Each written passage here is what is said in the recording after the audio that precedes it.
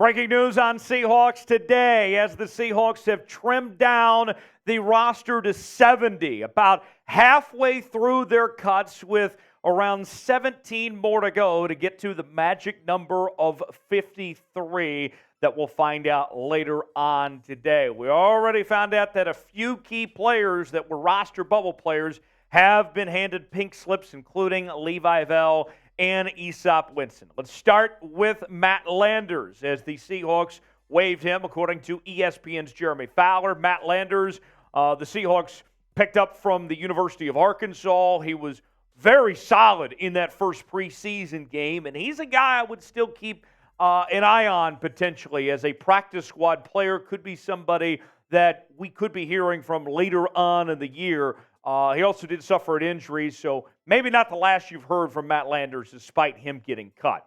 Easop Winston was phenomenal this preseason, in particular the last preseason game for the Seahawks against the Green Bay Packers, but Seattle ultimately goes another direction, moving on from Easop Winston.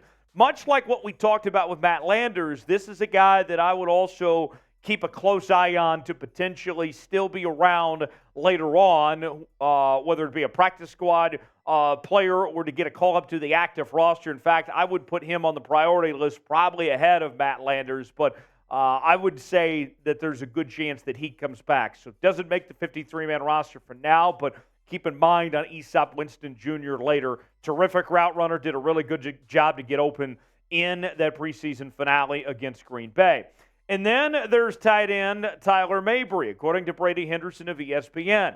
The Seahawks are waiving tight end Tyler Mabry. He's been with Seattle since 2020, played 9 games over the past 2 seasons and caught a touchdown pass after being called up from the practice squad late last year. He's an obvious practice squad candidate, but he'll have to clear waivers first. Look, bottom line is this. Seahawks were not going to carry more than 3 tight ends. It's going to be Noah Fant, it's going to be Will Dissly, and it's going to be Colby Parkinson.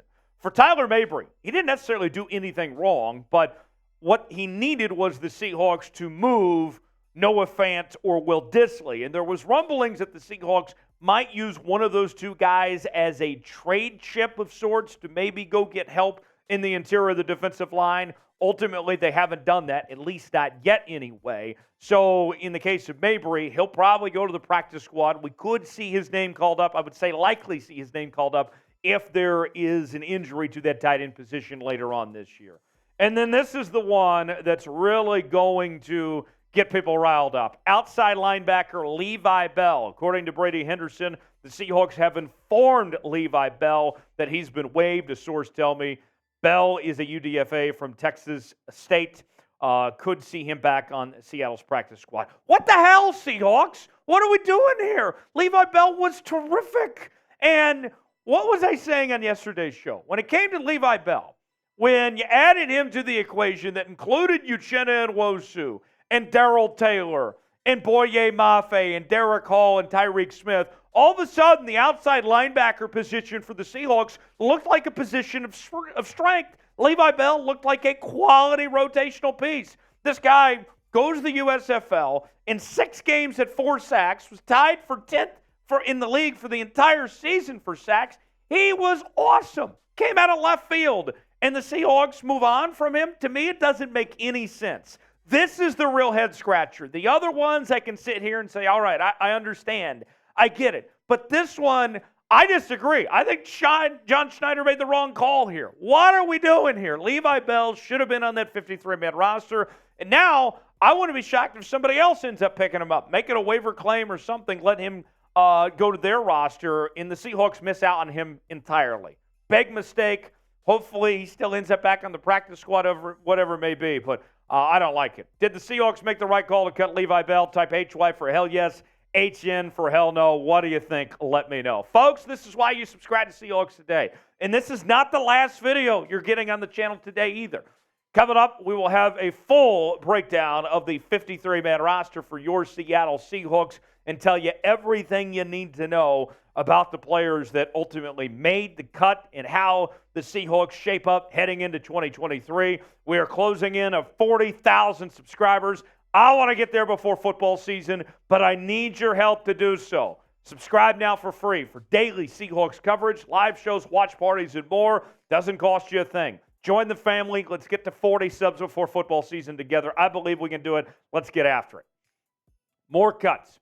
Let's go to Joey Blount now. According to Brady Henderson, the Seahawks are waiving Joey Blount with an injury designation. Blount, who made the team last season as a UDFA, hurt his shoulder in the preseason finale this past weekend. Unfortunate for Joey Blount. Joey Blount, a talented player. He's shown some flashes at times. Great story for him to make it as a UDFA last year. But here's what's interesting about Joey Blount's situation here. With the injury designation, if Blount clears waivers, then he's going to revert to the injured reserve list, and then he would just be done for the season. No more. We would not see Joey Blount at all based on the way that goes. So I look at this for Joey Blount. It's unfortunate for him that ultimately he's not going to be a Seahawk and the way things worked out this way, because I think there's a lot of potential in this guy. But there is a backup plan in place for the Seahawks, a backup to the backup. Think about this. They have depth now at this safety position that they didn't necessarily have before. When you factor in Jonathan Sutherland and Jarek Reed, two very good rookies. Reed picked in the 6th round out of New Mexico. Jonathan Sutherland, a UDFA who they signed from Penn State. I expect both these guys to make the team now. Jamal Adams is back into the equation. Obviously, you got Quandre Diggs and Julian Love there.